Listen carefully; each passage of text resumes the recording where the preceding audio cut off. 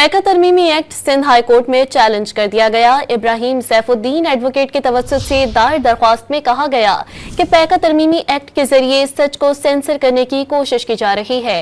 Act में जाली या झूठे मवाद की कोई तारीफ नहीं। ये तरमीम आजादी इजहार राय पर बराह रास्त हमला है। अदालत से इस्तदा है कि पैका एक्ट में तरमीम गैर आईनी करार दी जाए।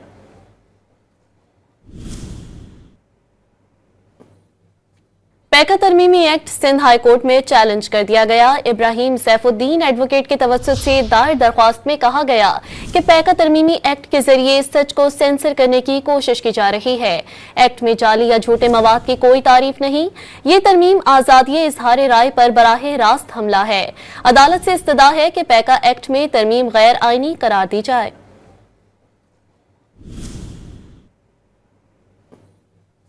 पैका तरमीमी एक्ट सिंध हाई कोर्ट में चैलेंज कर दिया गया। इब्राहिम सैफुद्दीन एडवोकेट के तवज्जुह से दायर दरख्वास्त में कहा गया कि पैका तरमीमी एक्ट के जरिए सच को सेंसर करने की कोशिश की जा रही है।